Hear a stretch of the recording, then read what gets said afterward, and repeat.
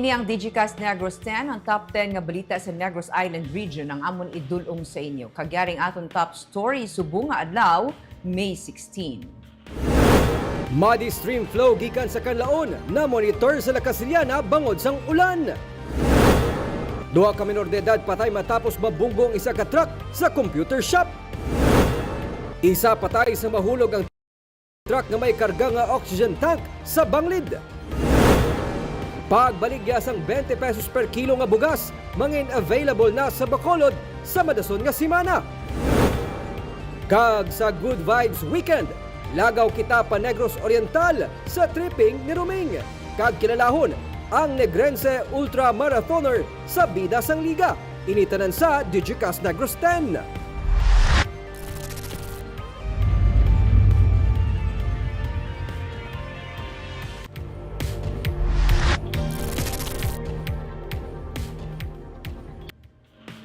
Sa number 10, Negros Power nag-anunsyo sang pagnubo sa bilis sang kuryente para sa May nga billing. 66 centavos nga buhin sa bilis sang kuryente, ipatuman sini nga bulan sa Mayo. Halin sa 12 pesos and 35 centavos kada kilowatt hour sa nagligad nga bulan, mangin 11 pesos kag 69 centavos kada kilowatt hour ang residential rate nga ipatuman sang Negros Power sini nga bulan sang Mayo. Sandig sa advisories and distribution utility, ang 66 centavos nga power supply cost adjustments ang tugas ang pagnubo sang generation charge gikan sa wholesale electricity spot market o kun WESM kaga emergency power supply agreement rate sang Palm Concepcion Power Corporation o kun PCPC. Mayaraman sang pagnubo sa transmission charges resulta sang buhin sa bilis ng supply sang kuryente.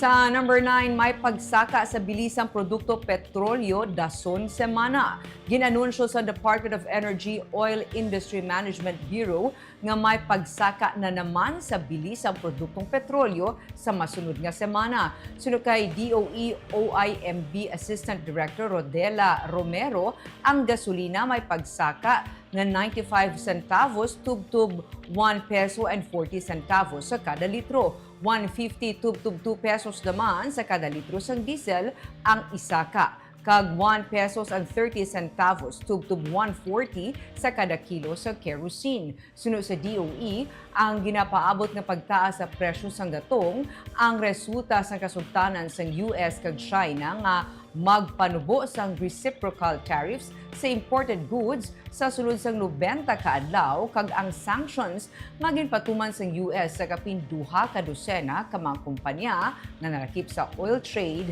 sang Iran.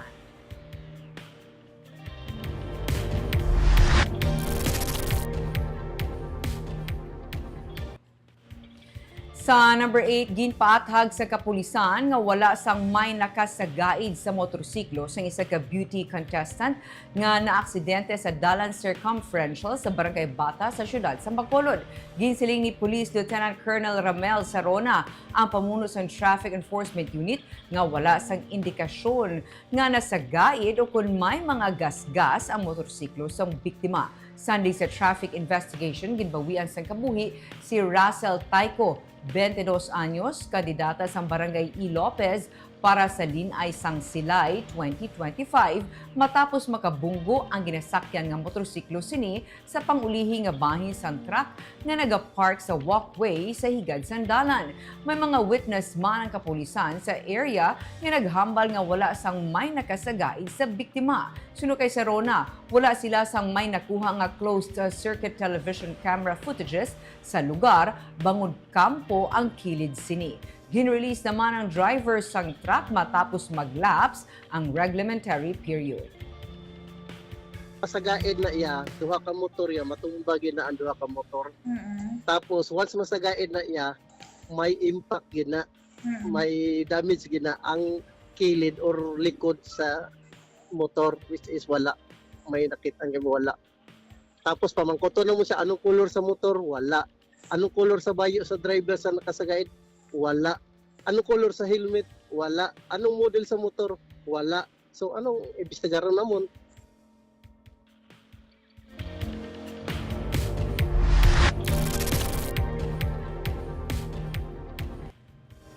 Sa number 7, isa patay sa mahulog ang truck nga may karga nga oxygen tank sa Banglid. Nawad-an sang preno kag nahulog ang isa ka truck sa Banglid sa may proper Mayapose, Mabinay, Negros Oriental, Miyerkules ng hapon. Sa report sa PNP, ang truck ang ginadala sa 37 anyos nga lalaki kag may pasahero ini nga 57 anyos. Istorya sa driver sa truck nga samtang nagabiyahe sa nagakurbada nga dalan, naguba ang brake gani nagrektas sila sa Banglid kag nahulog. Naipit sa pertahan ng pasahero nga gintunaan sang iyang kamatayon samtang nakaluwas naman ang driver.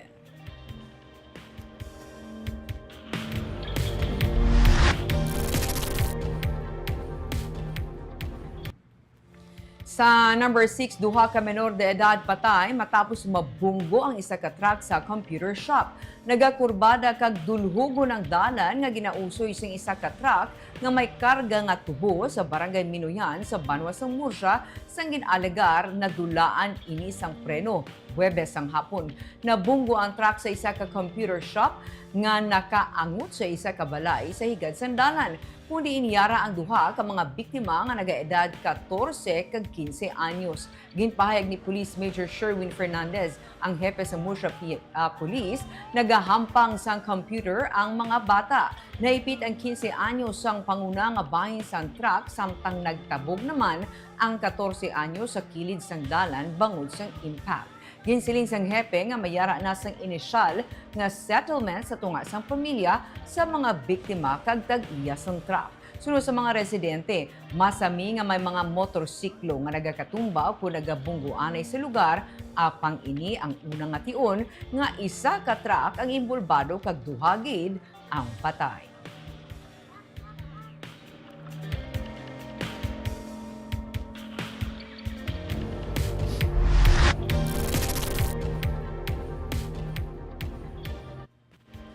Sa number 5, coordination meeting sa tunga sang transition team nanday Mayor Albi Benitez kag Congressman Greg Gasataya na talana sa madason nga semana. Nakigsapol na ang Department of the Interior and Local Government kay Mayor Albi Benitez makaligad ang adlaw sa piniliay para sa natalana nga transition sa tunga nila ni Congressman Greg Gasataya.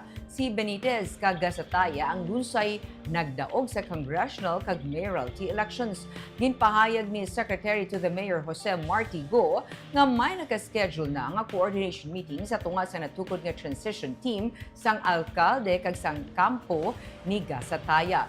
Kabahin sa ginapahanda nga mga dokumento sa DILG para sa turnover ang mga financial report, development plans, kag iban pa nga mga kinahanglan nga records. Mahimo sa madason nga semana magatalana sang focal persons ang magtimbang nga grupo para sa transition. Sa Hunyo 30, natalana ang assumption of office sang tanan nga mga elected kag re-elected officials. Next week, nakaschedule ang isa ka coordination meeting sa mga department heads to identify sang mga sinugid ang mangin crucial nga members sang transition team, ano nga mga documents and turnover, anong manner of turnover sini, guided of course by the DILG. Kay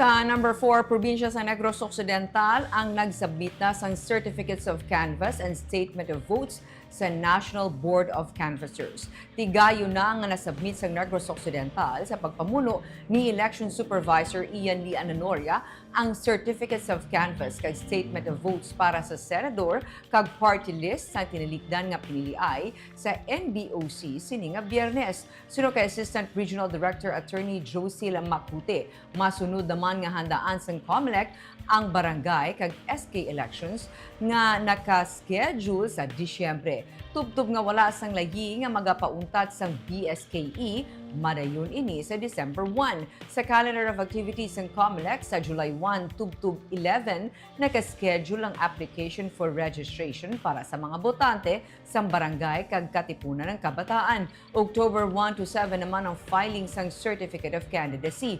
October 27 to December 31 ang election period kag November 20 to 29 naman ang campaign period. Sa 7 a.m. to 3 p.m. ang oras ang pinili ay sa December 1 nga BSKE.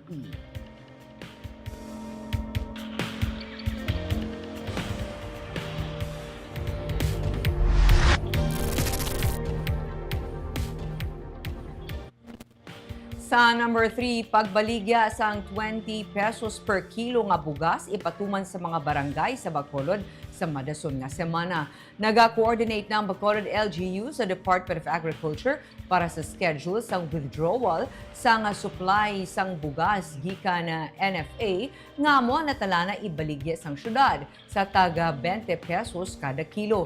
Ginsiling ni Secretary to the Mayor Attorney Marty Go, may 5,580 kasakos ang bugas ang nalakip sa purchase order sang LGU nga nagabalor sang 7.7 million pesos. Nalakip na diri ang subsidy sang syudad. Sa madason nga semana, ginapaabot nga masugura na ang pagbaligya sang bugas sa mga barangay paagi sa mga kadiwa centers.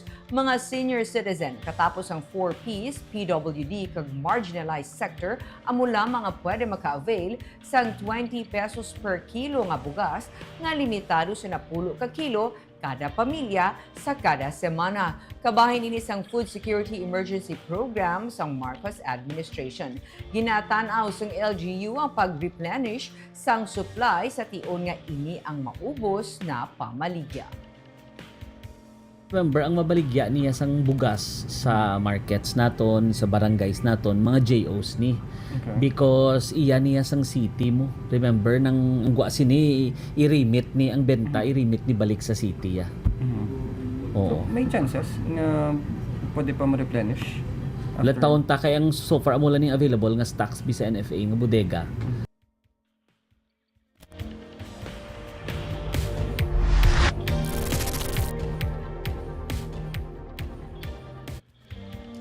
Sa number 2, ginlift na sang Regional Task Force Kanlaon ang pagdumili sa pagsulod sa 6-kilometer Extended Danger Zone. Office of the Civil Defense ang liwat na gaduso sang istrikto nga monitoring sa border control.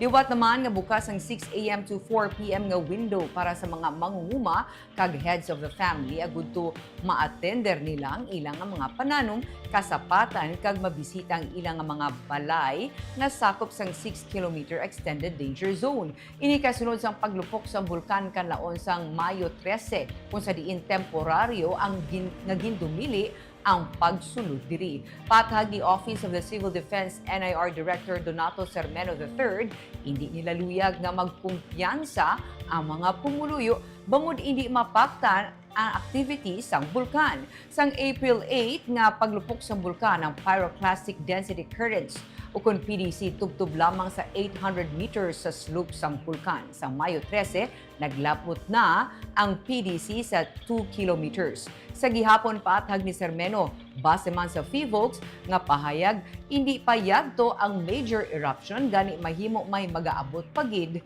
nga paglupok. Sa piyakabahin sa pagsinapol sa Provincial Disaster Risk Reduction Management Council, gintalakay ang mga proposed permanent evacuation center kag resettlement sites sa mga apektado nga pumuluyo sa bulkan Kanlaon. Ini ang subject sa evaluation kag approval suno kay Sermeno. Ang Lakasiliana may site sa Barangay Talaptap kag Lalagsan. Ang La Carlota, ginpapangita liwat sang site bangod hindi pasado ang ginapropose sa Barangay Hagimit, San Miguel kag La Granja. Ang Bago City naman mayara sang kaugalingon nga duta pero ginalantaw prone ang lugar sa tsunami kung may matabo. Sunod kay Sermeno, may isa pagid ka proposed area ang Bago. Nagdugan diri ang San Carlos City nga may proposed site sa Barangay Prosperidad para sa mga pumuluyo sini nga may himo maapektuhan gikan sa Barangay Kudkod. Gin-call naman ng attention lately sa mga sa border control natin, even sa sa camp management kay medyo nag-relax. Kita mo hindi kita kabalo sa sa muto sa subong ang PDC naglabot na sa mga 2 kilometers na sa April 8 mga 800 meters na ang nadabot. So, mga 2 kilometers na nagkakusog na. Pagkita na ito, nagdaba-daba na. May next pag na, sir. Oo, iti wala. Wala pa kita ka, no? Ang major. Hindi pa to major. Hindi pa.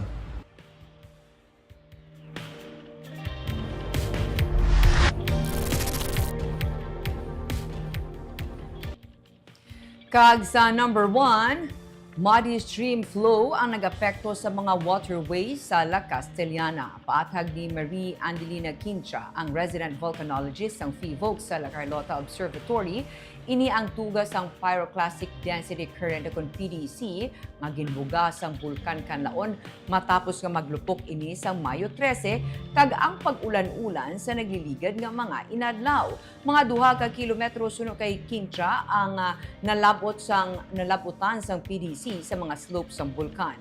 Sa karon sa ila na baton nga report, mga suba lang sa La Castellana ang naapektuhan sa muddy stream flow. Nagapaandam ang Office of the Civil Defense nga ini ang nagatugas ng risgo sa ikaayong lawas kag sa palibot. Gani, ginaabisuhan ng mga pumuluyo nga ang tubig ilimnon ang pabukalan. Likawan man ang magkaunsong isda gikan sa maapektado nga mga suba. Ang mga nagapuyo naman malapit sa suba ang dapat nga mag-aligmat labi na kung magsaka ang tubig o kung ang water level. Sa piha ka bahin, ginasulit sa Provincial Health Office ang pahanumdum sa publiko nga kung may ashfall, dapat maggamit sa mask. Suno kay Dr. Girly Pinongan, ang Provincial Health Officer, sa ilang nga pagbisita sa mga apektado nga lugar sakop sang Bago kag La Carlota, ila nakitaan nga may mga pumuluyo nga wala nagagamit sa face mask. Suno kay Pinongan, ila nga gin-remind ang mga health officers nga dapat ipatuman ang paggamit sa face mask bangod mabudla nga magmasakit ang mga natungdan sa respiratory diseases. Possible nga magka-muddy stream flow tungod kay amo na gani no may ara kita nga pag-ulan sining mga past few days and ang nang kakatapos lang man sang aton nga eruption. So ang eruption nagkuan siya no may ara siya nga mga PDC or pyroclastic density currents nga nag-abot up to 2 kilometers downslope ng aton nga bulkan, and ini siya pwede ni siya mag-generate sang mga lahar kung ma-trigger sang rainfall. And amo na gani ma'am kay tungod nga kagapon or kagabi halos nang kwan man no sa gunston man ang ulan.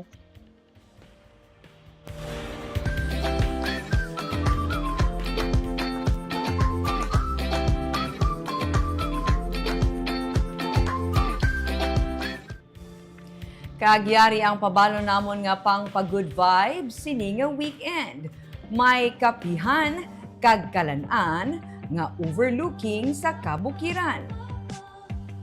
May chapel sa Banglid kag diri makita sa tupad ang popular karon nga rainbow slide. Ini ang katuanta sa tripping ni Roming sa Sabado at 9 a.m.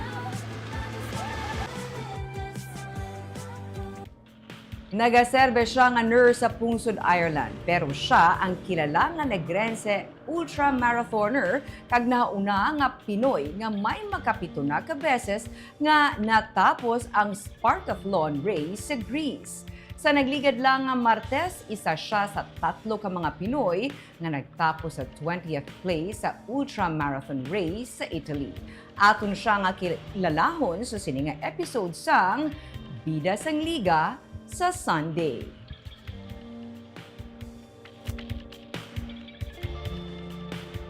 Kagamuyato ang top 10 stories of the day tub-tub sa Lunes. Ako si Barbara Mijares. Maayong hapon.